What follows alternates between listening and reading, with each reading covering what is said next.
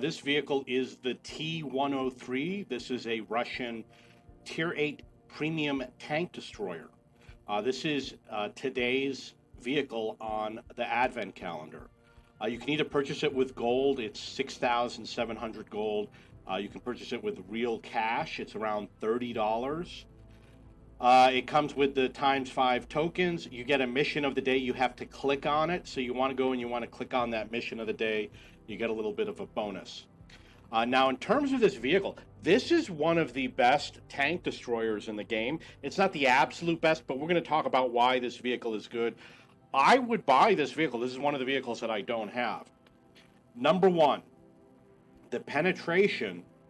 It's not the highest, but it's in the second highest range. It's 258 with regular rounds, 307 with gold rounds, and around 65 with HE rounds. So with regular rounds, you can penetrate almost everything in Tier 8, with the exception of the M6A2E1 Mutant, which is in at 290. With gold rounds, you can penetrate anything, and you're going to be able to penetrate Tier 9 tanks, and you're probably going to have some penetration against Tier 10 tanks. Second of all,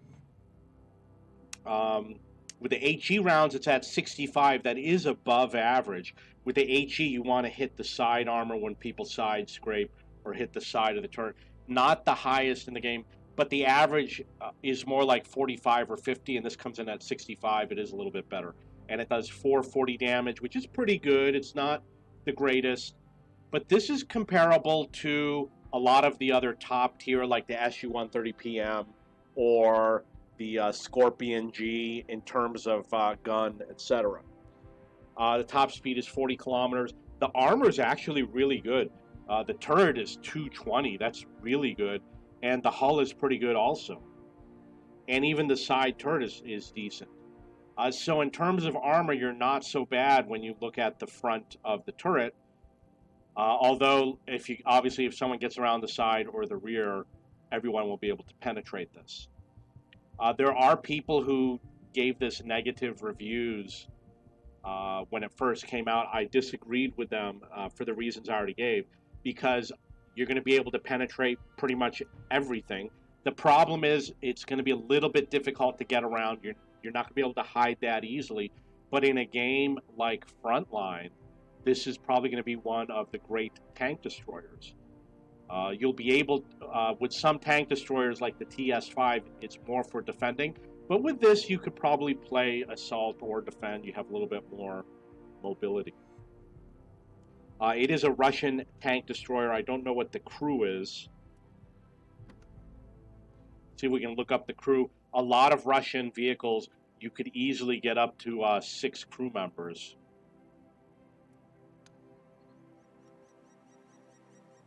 Where do they have the crew? 5 crew members. So you got 2 loaders, no radio person. 220 frontal turret, 145 on the side turret. That's really good. And 100 for the hull armor. 1250 hit points. It's obviously not that high. View range is 380. It's not average. It's below the average. The camo is not that great. And gun loading, it starts out at 10.7. Aim time is 2.2. 2.2, it's not great, not bad. It's kind of average. 0.35 dispersion is actually pretty good. So I do recommend this tank if you're a tank destroyer player. If you like everything, a little bit of everything, AMX CDA, I believe, is a top all-around tank destroyer because it's got the speed and the penetration and the camo, etc.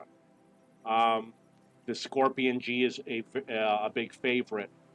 This is going to be sluggish, so if you can deal with the sluggishness and the fact that it might be a little bit harder to hide, yeah, go for it. But the AMX CDA, if you don't mind the fact that it has no turret, I think that that's one of the top tank destroyers.